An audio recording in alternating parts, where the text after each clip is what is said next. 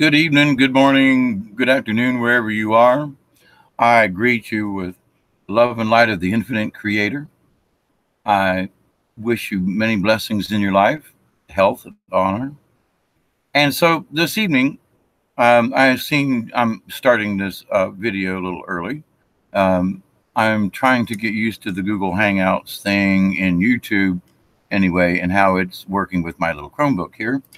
But um, I did a video earlier today, just a little short update having to do with the mass meditation that went on today.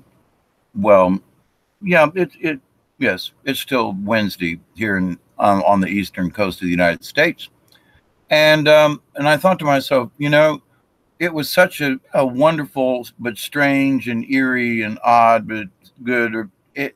I'm still having trouble trying to describe what I felt during the peak time today of the mass meditation that went on. It was absolutely wonderful, fantastic, a little creepy because it was odd. I've not felt that way before. So, but in that, um, it's been brought up, that I'm always open to topics, as anyone who may, my subscribers knows. I've received my little Mother Mary messages that I say, a little topic for discussion, if you will. And it's like, okay, so like what's important today? And I might look through the mail or the news or something, and something will pop out at me, and I'll get a little download that says, this is important information. You should start a topic on this, Dave. Okay. And sometimes I'm blindsided, and at 4 a.m. I get woke out of a dream and have to do a video about something because at that time it seems like that's what's important. Okay, got to put it out to the universe in a positive way. Well, today, in the last few days, actually for a while now, but they talk about healing yourself and being spiritual and all of these wonderful things. And it's like, but there's a bottom line something else going on. What do I mean by that? I'm being a little sketchy here, and on purpose, because I'm trying to find the correct way to phrase this. There are so many people who are trying to be more spiritual, but their life doesn't allow it. They've got a job that they're working 6 days a week. They're tired, they're overworked, they're stressed. And what is one of the biggest things that comes out of this is high anxiety. I try to not necessarily break things down, but that's really what I'm doing. Trying to break things down into a basic common block type, let's look at this like one step at a time kind of thing. All right. But what's the key factor? Well, there are people who are depressed. Why are they depressed? Well, a lot of times it has to do with a high anxiety. Okay. People want to kill themselves. Anxiety. People are, on all kinds of different types of drugs and Valium and anxiety. So, there are a lot of things that go back if you look at the big picture and what is a common root to that. And the common root is anxiety. Now, for the first time, I haven't heard from any of my grandchildren in a while. And I am absolutely joyous, wonderful. Thank you very much. But in an earlier Facebook live feed that I did earlier this evening, my granddaughter got in the chat room. I love my granddaughter, and she knows that I would do anything if I could for her. And it's like I'm discussing basically, that I'm not taking my anxiety meds or depression meds anymore, and how the hard journey I've had and why it's good, at least for me, to be off those damn drugs. And now that I can think more clear in a lot of different ways, my spirituality has increased because the neurons aren't being blocked to receive these higher messages, if you will. And it's like most of the higher messages I get, it's all good. It all has to do with how can I help another human who is in trouble in this life, in this world, to understand that they are true spiritual beings. That's my purpose. My intent is to try to make it as clear as possible, try to use a simple method of explaining, not to be like dumb folks down. No, that's not. But, you know, if you start using all these clinical terms and blah, blah, blah, blah, blah, people get lost. But if you tell a story or use a particular instance or something, to me, that it always made more sense to me. I was always able, and I've had a learning disability all my life. And so sometimes I have to go through something 3, 4, 5 times before I get it. But once I get it, you can't hammer it out of me kind of thing. But anyway, all of this boils down to, though, anxiety. Anxiety over what? So I'm going to take a little trip down this lane here, because in what my granddaughter wrote to me while I was having this discussion about being off of the mind-altering drugs and how better I feel now in a lot of ways, I still have my physical mental issues. It's a not getting the right enzymes or whatever, and sometimes I'm out. Now, that also could be the fact that I am tuned in so much to the cosmic. There are times when it's like, hey, Dave, we need you on another realm. And so we're going to knock you out down here on this 3D place, and we're going to swipe you. We're going to steal your away. Actually, this is one avatar, and I get placed back into another avatar. And I've had conversations about this before, and it's a very odd sensation, I got to say. Now, and it's making more sense as every day goes by. But that's because I quit taking medicines for being depressed and all this other stuff. And so also it's my intent to heal. It's my intent to accept, as I always say, I accept and receive the healing and the knowledge from the universe, from Creator, from Source. I accept and receive all the blessings from the universe, from Creator, from Source. Simple prayer. I accept and receive. And I accept and receive, and I promise to share. I'm adding that one. Because what the message is from Mother Mary area, from the spirit side, higher realm, the higher self, whatever you want to call it. And I mean that in a nice, sincere way. Different people have different terminologies for things. So I'm not cutting one down or one's better. Mine are my Mother Mary messages. That's how I put it. Because of the history of Mother Mary and me. Okay.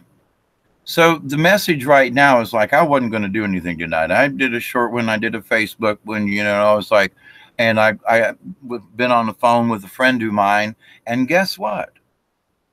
I started this anxiety. Where does it come from? And do we need pills? I typed it up and then the phone rang. A very dear friend of mine that I've known for going on 20 years now, literally, and I'm not able to go visit him. And he works,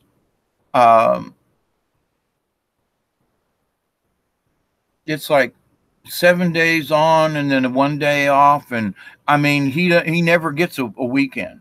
It's unbelievable. And he's 64 years old. He's, the place he works is hot. He's a mechanic, a very good mechanic, working on all types of industrial machinery and so forth. Welder, machinist, all that. And, but the company he works for is works their employees to death. And they're literally, and I'm telling him, and he's calling me up and talking about, my anxiety levels the last couple of days have been so high, I need my pills. And I'd already wrote the title down here. And then he called me and I went, wow, that's interesting.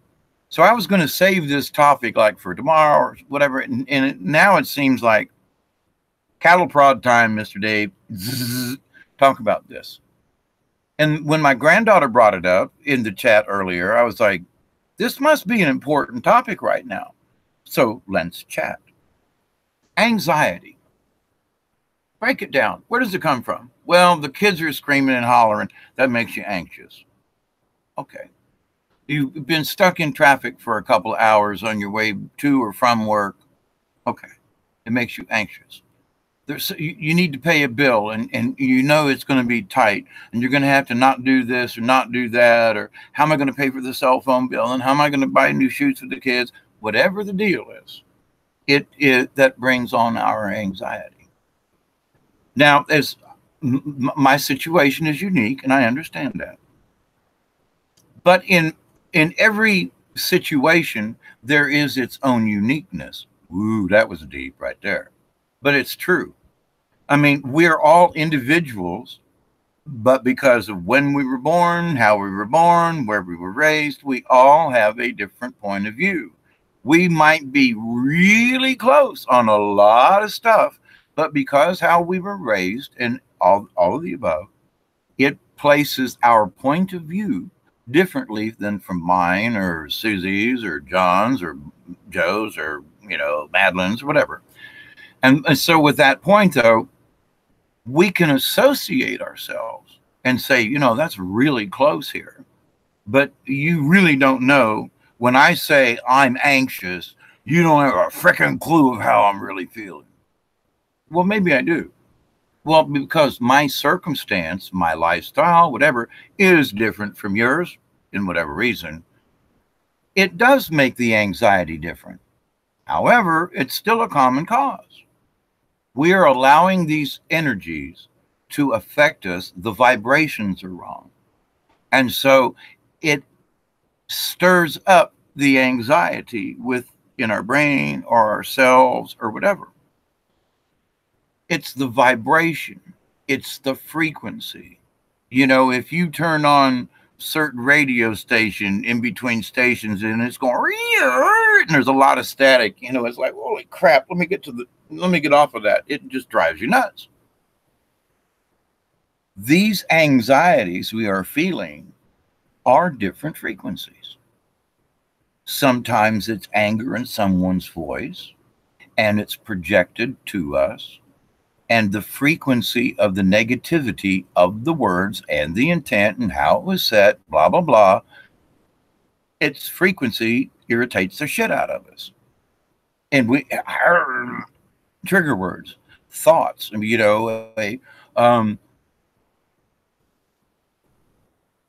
I was speaking earlier, and it's true. I've not spoken on this much, but it does have to do with our own personal anxiety.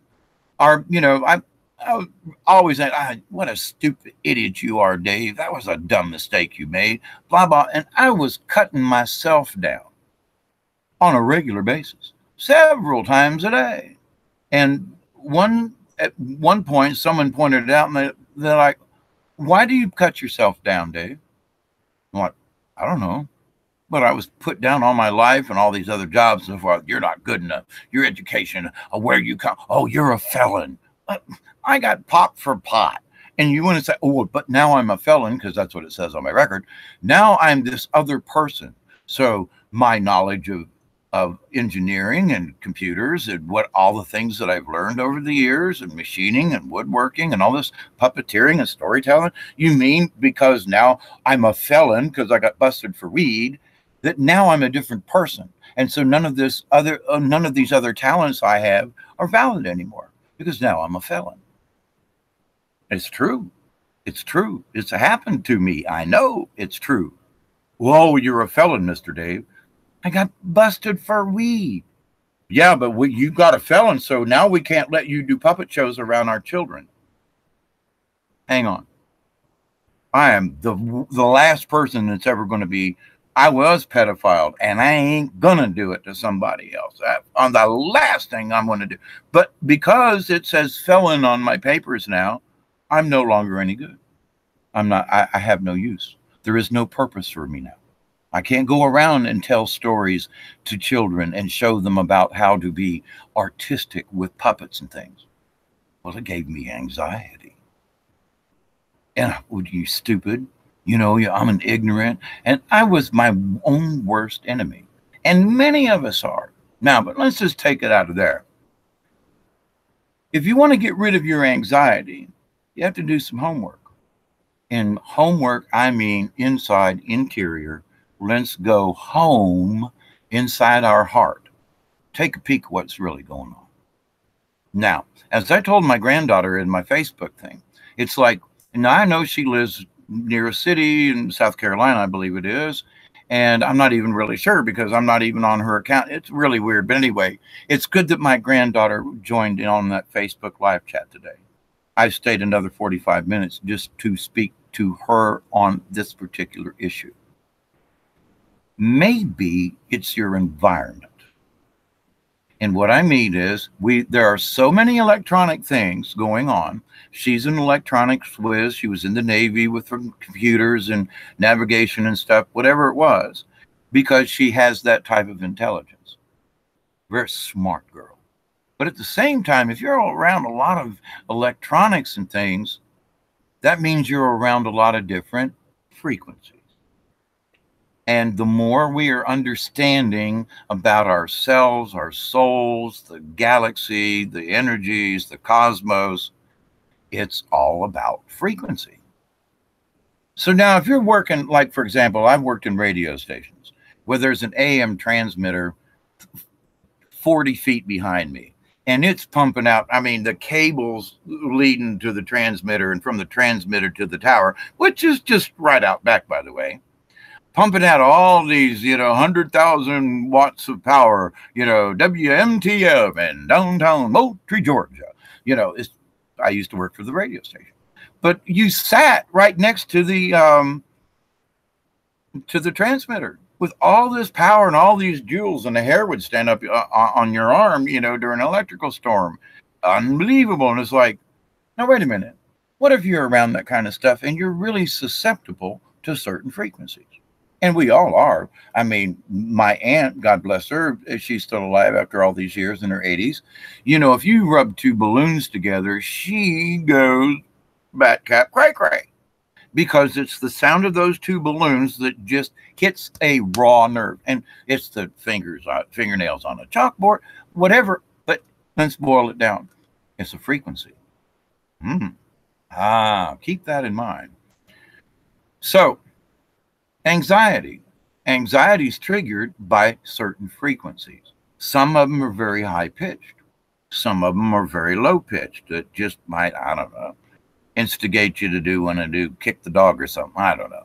And then there are those high frequencies where you literally want to jump out of your car and pretend that you're Superman or Superwoman and jump to the next vehicle and choke the living shit out of whoever's over there because they pissed you off, because they shot you a bird or cut you off on track. You get my drift. It's frequency. A bunch of cars sitting in traffic. What is it creating? It's creating a frequency. Everybody's jammed, and all the people in the quantum all sitting in their own individual cars. I can't believe I'm stuck in traffic. So, and you're just a car away or two cars away. So now you have these rivers of people stuck in traffic that are all pissed off in the same way. And they're all emitting on a relatively same kind of frequency because they're all stuck in traffic and pissed. So they all have that in common. So you're sitting in traffic, and now you become a collective thought. It gets amplified by however many hundreds or thousands of people who are stuck in traffic. I have somewhere to go. What about the kids? Oh my God, I'm going to miss my dance. Whatever it is. And that's a legitimate point. I'm going to be late. Oh my God, I'm stuck in traffic. It's legitimate. But to the point, though, do we understand what that collective means? In other words, other people feeling the same damn way in the same row, aisle, traffic jam, whatever. Now, say you've got several traffic jams in one city and a lot of pissed off people who are all late because of traffic jams.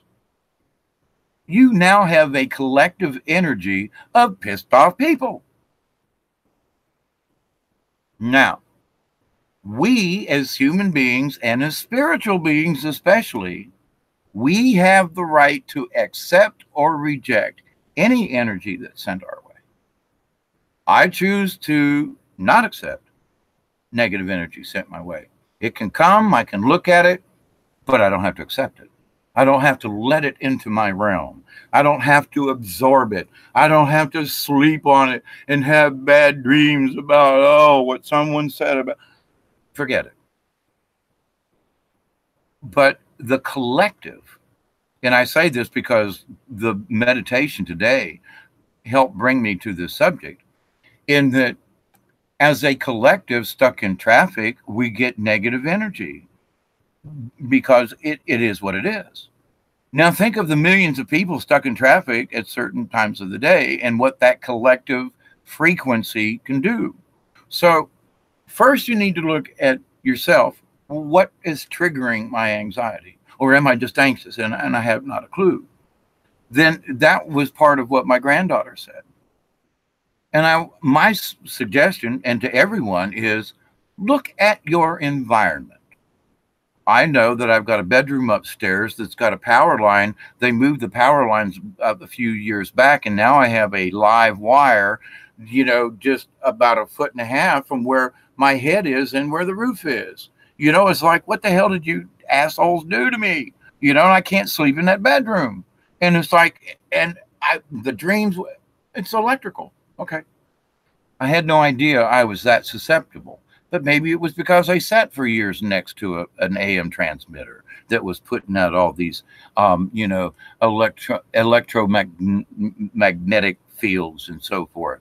And they somehow affected my body and my brain pattern, because it does. I mean, all the science is out there. It does. These frequencies do have an effect on us. I've spoken on it before, that the cosmic energies that are coming in right now, they're doing white papers, and scientists are going, oh my God, the EEGs are going crazy. Electroencephalograms, and they attach all the wires to your head, and blah, blah, blah. And they're noticing that there are changes. They're noticing that these energies coming in, and that have been coming in, are affecting people in different ways. And one of the ways is anxiety. So your anxiety may be caused from cosmic energy. Now, why am I bringing this up? It's because if you are aware that it's the cosmic energy, when I started looking at my environment and looking around and going, when I didn't sleep in that bedroom with the wire, when they changed it and blah, blah, blah, my sleep pattern changed. It went back to more of a normal. I wasn't having the screwed up going on. And I was like, well, son, bitch, if that's because of the electric wires now, close to my roof and oh my God. So it affected me right away. And the electric company still haven't fixed the problem. But anyway, there are proofs about that. Different frequencies, like the radio tuner. Okay. So look at your environment. Do you have 5G towers near you that were just put up recently? Or, are you anywhere near? If you're living in a city at all, even on the outskirts or whatever, I mean, I'm thinking Sandy Springs and around Atlanta stuff, it's more sparsely populated, but they still got all the towers and all the electricity and all the negative people caught in traffic syndrome. So it's like the frequencies of the towers, the frequency with everybody having their phones and the Wi-Fi's is more concentrated. So if you live in an apartment complex, you're getting bombarded by all kinds of stuff. If you live in a house in a neighborhood, your chances will be lower. Not that it's going to be any better necessarily, but your chances are lower simply because you're in a single house versus a multi-dwelling apartment complex. All right, so look at your environment. Where do you live? What's going on? So if you understand that some of these things might be your environment. So if I'm agitated and I look around, I go, well, maybe the cell phone tower is going nutso. If I understand that cell phone towers affect me this way, because I performed my own little experiment, I went out of town away from any cell phones and my anxiety level dropped without taking my meds. Oh, because I was away from all this electromagnetic energy. Now, my son and I, Samuel, went to Arkansas about 6 or 7 years ago. And when we got to Arkansas, I didn't have to use my inhaler. I didn't have to take Benadryl. There were so many things. I was like, oh my God, I took less pain medicine. We were there for 10 days, didn't want to come back. I got back when he hit the Georgia state line coming through Alabama, hit Georgia. And it was like within 30 minutes, my eyes were watering. My nose was running. And both of us, the problems that we had left behind on vacation because of the cleaner air, whatever the environment. And when we got back, all of our symptoms came back. By the time I could get from the Alabama Georgia state line to the house, which takes about an hour and a half, roughly, I was full blown. Where's my Benadryl? I was so miserable. Change of pace. So I understand that some of the things that I feel, my runny nose, and it's because of where I live. Whatever they've done to the soil with all the chemicals and the farmland and everything around here, there is just stuff here. And I don't mean in my house per se, but I mean down here in this area. And it's like I've tried to move away, but Spirit keeps dragging me back down there and saying you need to stay put. Now, that don't mean that I can't travel. Now, I can't travel right now, so I have to put up with this. But to the point, if I could drive, I would go find clean air. I would go to a different location so my body could recuperate simply from where I live on the planet. That's a frequency. If I have to constantly fight with, a runny nose and watery eyes and what looked very much like lupus type symptoms right down the line, went away when I left the state and went to a different area with a different climate and a different, holy cow. Now, there are people out west who have similar issues. And, if they came down here and where there's it's the high humidity, South Georgia, blah, blah, anyway. Of course, it's different. It's going to be a different frequency as well, because the more that there's humidity, there is a different frequency. When, dry weather, less water, less conductivity in the air, it amounts to frequency again. Or how the frequency from the universe or around us affects us. Okay. Now, so when we do our own internal homework, when we look inside and go, all right, what's important here? What's triggering me? Now, first off, everybody's like, I'm just going to take this freaking pill and be done with it. But that pill could very well be keeping you from hearing, listening, and receiving the healing from the universe right now. So you're taking these things because your neuron receptors are firing too much, or that's what it feels like. It's an electrical discharge in the brain, and it makes us anxious and nervous and everything. I got to take my Valium. And I used to be there. 30 odd years, I was on some type of medication for my depression, my epilepsy, for brain issues because of the 25 brain trauma issues I've had. I've had 10 very severe head traumas. So, but anxiety, can we control our own anxiety? Or we just simply say, nobody's explaining this to me, therefore I'm just going to continue taking my pills. Now, my good friend who I was on the phone for over an hour with, the biggest thing was he's so anxious. He has to take these meds, and he goes to work, and it brings him down. And so he's 64, so that's hard enough right there. When you spent that many years, especially working in a manufacturing setting on your feet all the time, he's had his knees replaced and his hips are. It's all about a frequency. It's all about a frequency. He gets so tired, he is not allowed. He can't hear the healings. He can't feel the healings. And because he's around machinery, which is electrical a lot, he's getting bombarded by all these things. Now, he can't help it. He can't quit his job right now, although I tried to talk him out of, going ahead. He's 64, take your retirement. You try to wait till 65, you could be dead at what they're doing to you. So, when you get to our age, it's like, take the money and run. You'll figure it out, but anyway. So each of us has our own choices. Now we need to look inside. We need to look at, all right, my anxiety is, I'm very anxious. The anxiety then triggers anger. Well, are there words someone's using? Are there phrases? So, and especially, and I've been in several marriages and I get it. And sometimes there'll be shit come out your mouth that you know is going to piss the other person off. And immediately the fight is on.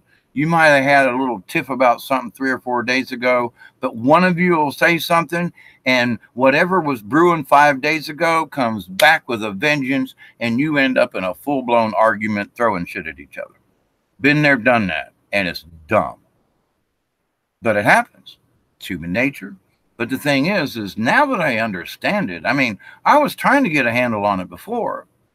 And then I realized, of course, that was my last divorce. And anyway, but when I looked at it, I thought to myself, self, you don't have to react the way you do. That pissed you off the other day, but do you have to be mad about it now? She brought it up and it was a certain phrase or, yeah, yeah, yeah, yeah, you know, picky, picky. Okay, fine. Then I realized, of course, it was way too late. And of course, those folks I was married to, really, it wasn't the right thing anyway, but there's that. But as far as the arguing goes, my last wife, I realized she tried to hit me with every kind of thing. And I was working at Prestolite at the time, and I was also learning myself as a supervisor and a person on the floor and so forth. I've spoke about this before, but that I had to deal with, you know, almost 800 people every day, you know, a good 600 on a daily basis, you know, 2 different shifts, 2 different plants, and I had to travel around and check in with a lot of people all the time.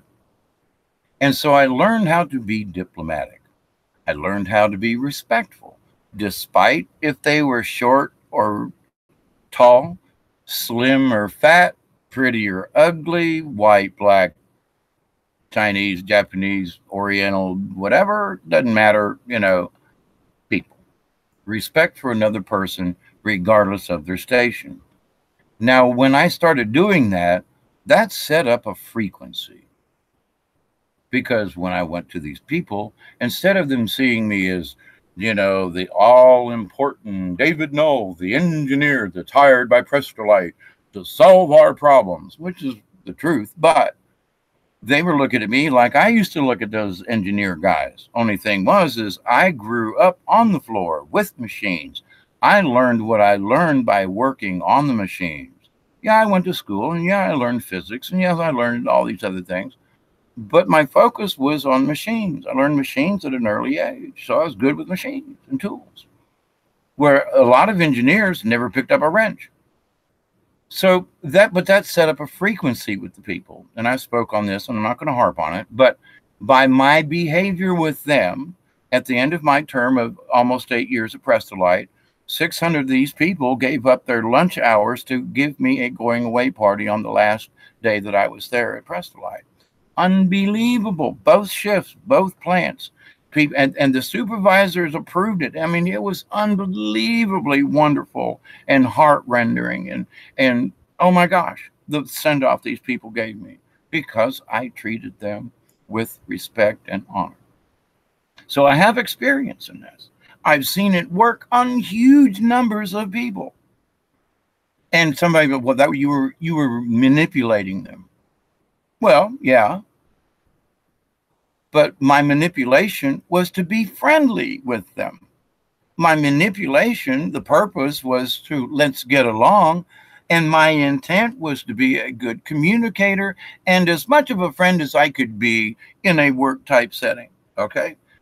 Friendly, natural, tell a joke, be kind. Somebody's having a bad day, comfort them. That's what I did. I had compassion to these people. And at the end of my tenure there, all these people showed up to give me a farewell banquet. Unbelievable. I mean, some of these ladies baked me cakes and pies just so I could take them home, you know. Unbelievable. So this works. It's about frequency. So, but I had to go inside to find out what was triggering me, certain words. I'd noticed that certain people would stand a particular way and cock their shoulder at their eye. And it was just enough, something about it would set me off. But I had to do my own homework with my own self to say, well, wait a minute now. He's doing that. I don't know if he knows it's pissing me off, but that's a trigger. That's my trigger. Holy crap. So no matter how he stood, I was like, stand any way you want. I'm not going to look at it that way.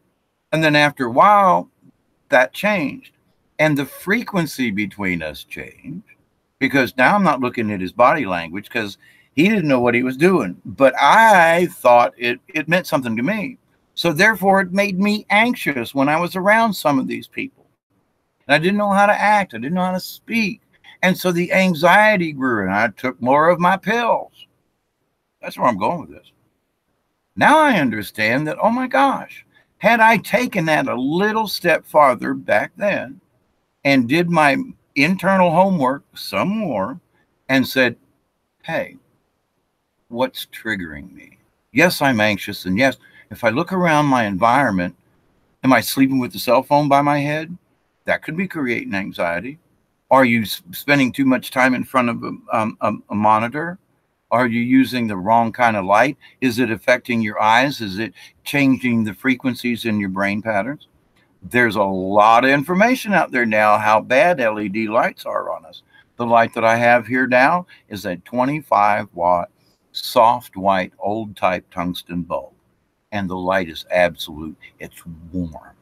Now I've got my other LED lights on, and I've been sleeping better since I changed out my LED lights.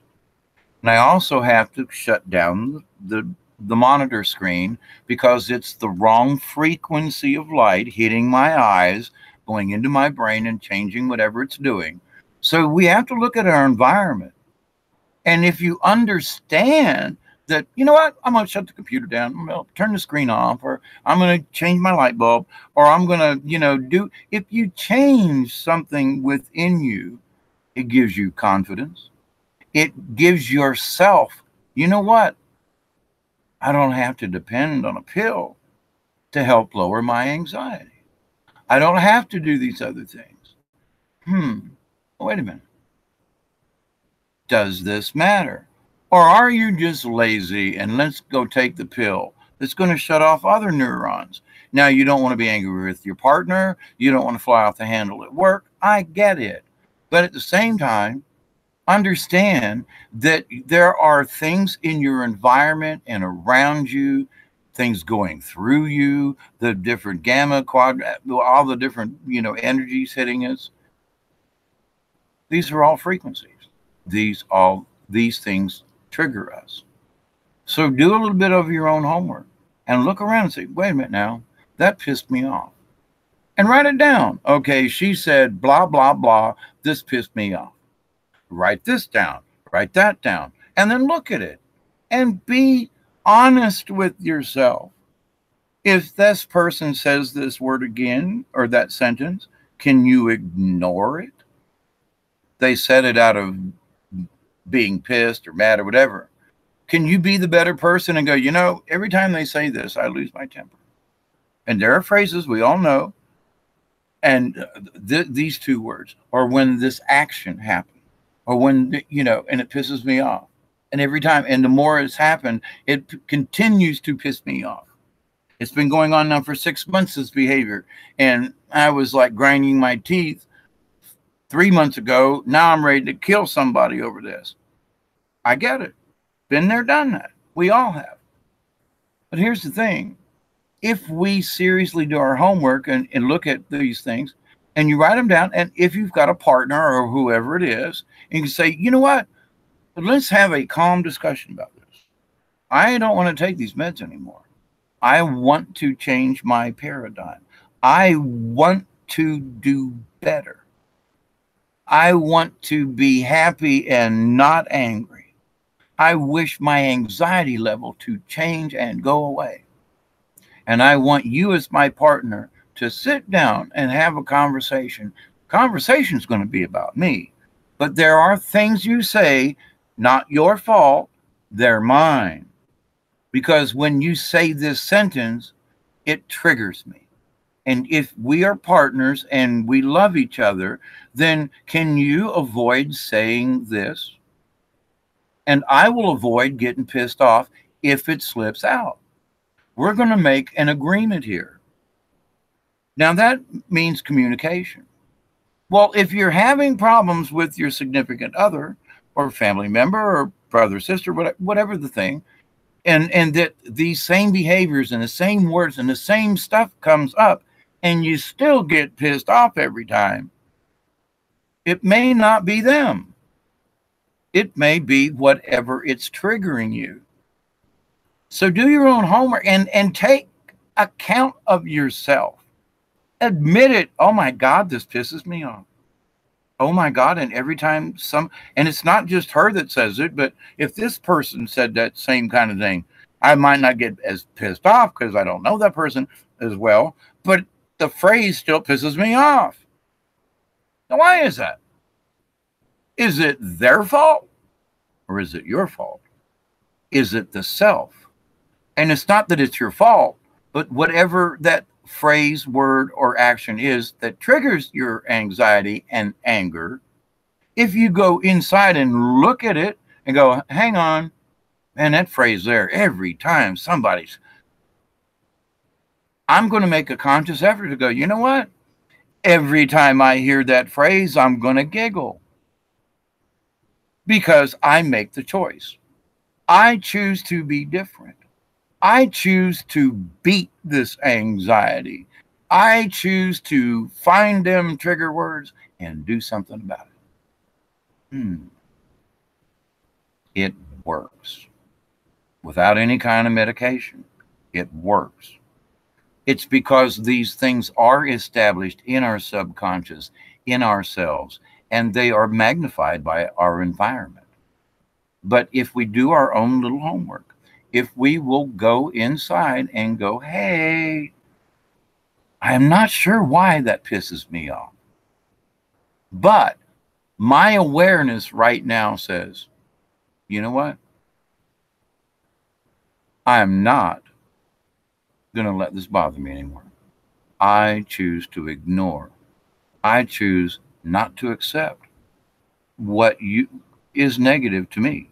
It might not be negative to the other person. The phrase or something, they might not even know it. But if you do your own inside homework, you can change the level of your own anxiety. When you start doing it, you're going to notice other things like, oh, holy crap, I got pissed off at that again. When you make yourself aware of these things happening to you, of these situations and triggers, when you first realize them, acknowledge they're there. Acknowledge that it's probably your issue, not the person who's saying it. Now, they say it because they get a reaction out of you, but it's the words, it's whatever it is. And come on, we're better than that. You're better than that. We are better than that. But see, we're not taught that. We're taught to, oh, take this pill. Well, you're anxious. And it's because of all these things. But we're not being taught how to deal with them in very simple ways. And if you start practicing this, I choose not to receive the negative coming in, and I refuse to get triggered over something and become angry. When you start making a conscious choice to not do these things, your anxiety level will automatically drop. Because now you have confidence. You are showing your spirit. You are showing your heart. You're showing your true self. Hey, I have control over this. And what has happened over the years or whatever is I have lost control of this. And I have allowed this other behavior to take over this. And rather than deal with it in any way, shape, or form, I've ignored it. It's gotten worse. And every time it gets brought up, now I've got 10 years of this. And now when I get mad, I go over the top. I've been there, done that. So I speak very much from experience with this. But the paradigm can change.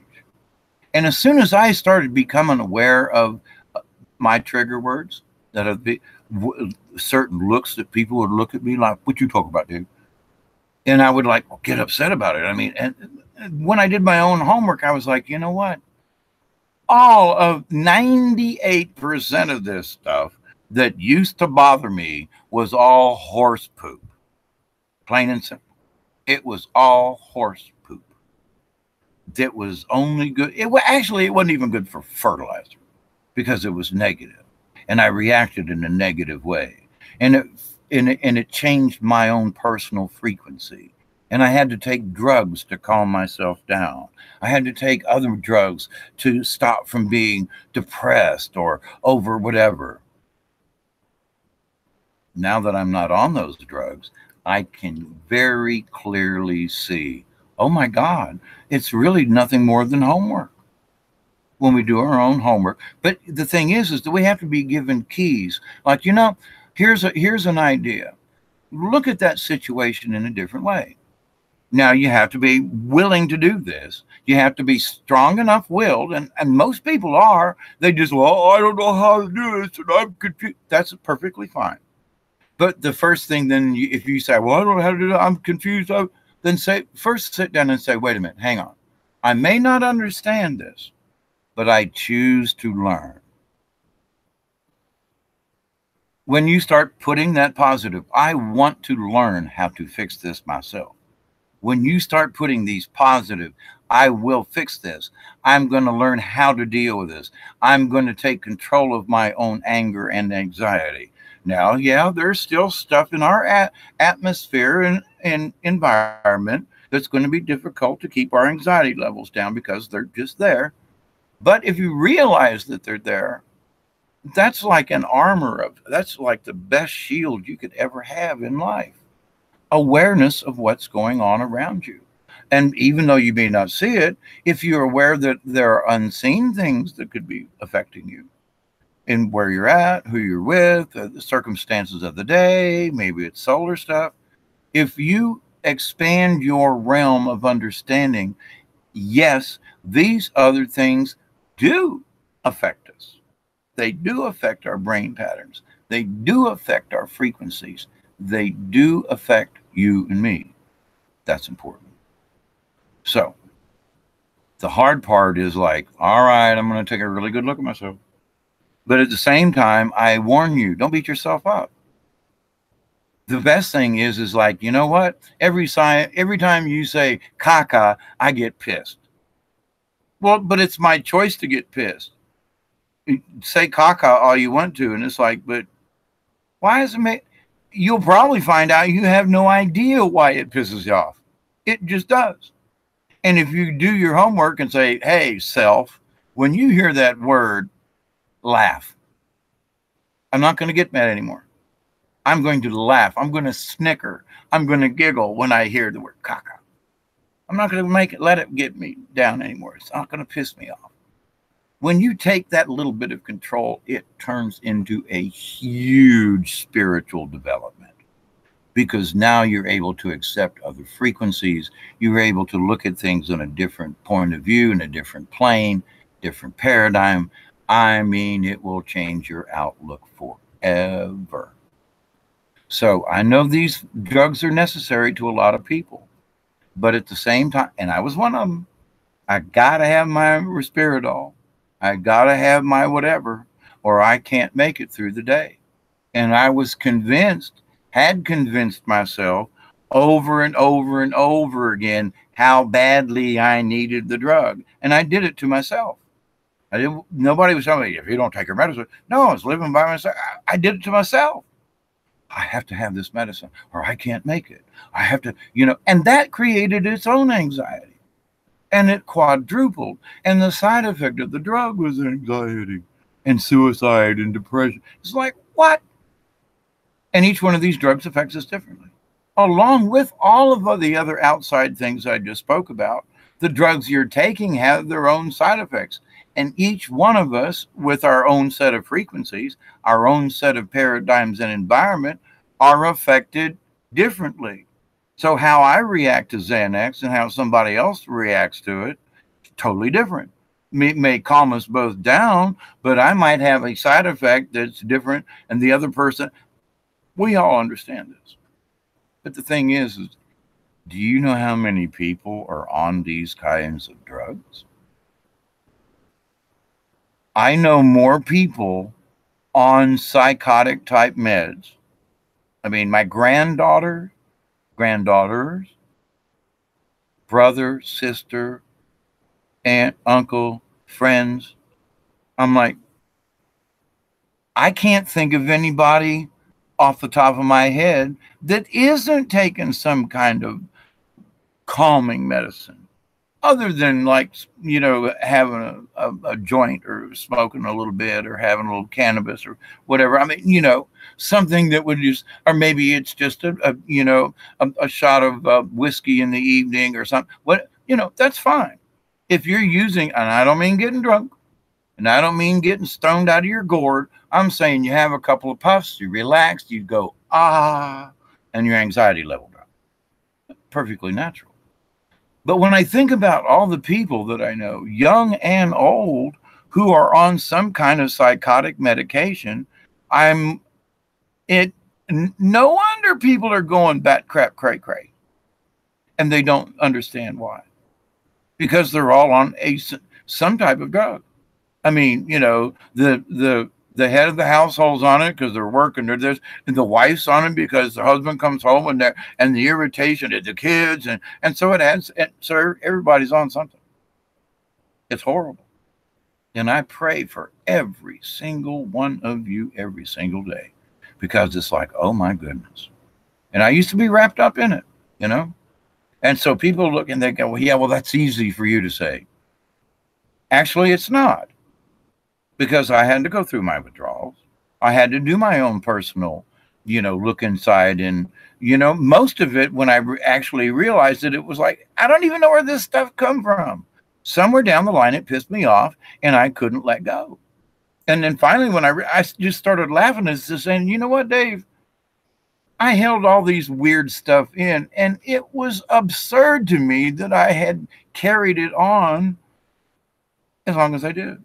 And then I wouldn't drop it. Oh my gosh. And it was simple stuff, but it would piss me off. It was simple stuff, but I would get anxious. So do your homework, but be kind to yourself. You gotta be brutally honest, but at the same time, don't beat yourself up. Oh my God, I should have never. Don't go there. Just say this, stick to the facts. This statement pisses me off. I'm not sure why. I recognize it now, and I'm going to make a conscious effort for it to not bother me anymore. That's it. You don't have to go, well, don't, if you need to, like me, I wanted to go deep enough to find out where was the origin of why I got pissed off about this. Well, that's up to you. Now, you can simply stop at the door and go, this line pisses me off. And who cares where it came from or why it does? But I, from this point forward, choose to have it affect me differently. I'm going to giggle instead of get pissed. I'm going to laugh instead of cry. I'm going to, smile instead of frown. It's your choice. It's our choice. But as a collective, if every one of us is on these drugs, and oh my God, like I say, I can't think of anybody right now that's not on something. And if it is, there's like 20% of people that I know who are not on some type of psychotic type drug or Valium or something. Now, I'm leaving weed and a little drink of alcohol or wine on. Not talking that. I'm talking pharmaceutical medication. 80% of the people I know are on something. Unbelievable. And I mean, my granddaughter's, I don't think she's 30 years old yet. Maybe 30, 29, 28 years old. And she's already so anxious, and this is affecting her life at the age of 28 or so. Holy carb. Oh my gosh. And she's going to live the rest of her life that way? Not if I can help it. Because I did live my life that way. I did take the drugs because nobody showed me how I could deal with these things on my own. how I could put them to rest, how I could take control of my own life. And by being in control of these emotions, it gives a self-empowerment that is beyond explanation. So I hope this made some sense. I'm not able to see any of the chat. I know there were more people in here than there were. I don't know who's in there now. It ain't working for me. I can't see the chat room. So all I can say is, forever who was here tonight, thank you. I love you. I really do. You know I mean it.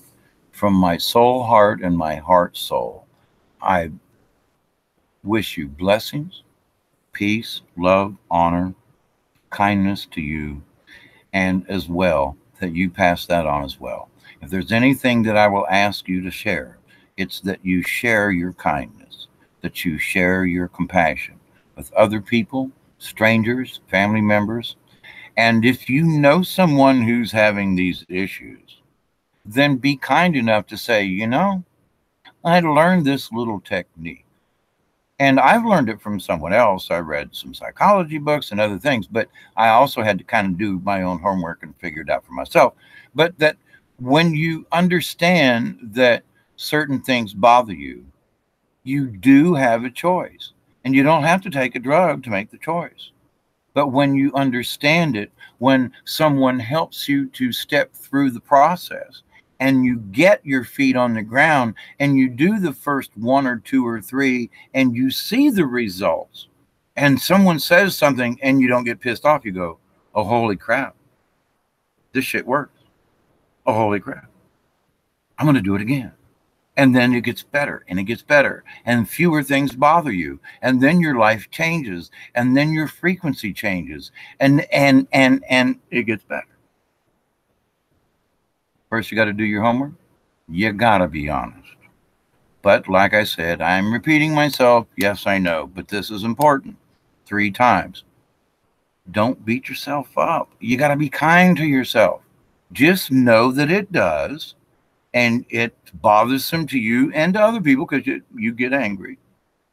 Just realize it's there. There isn't any blame.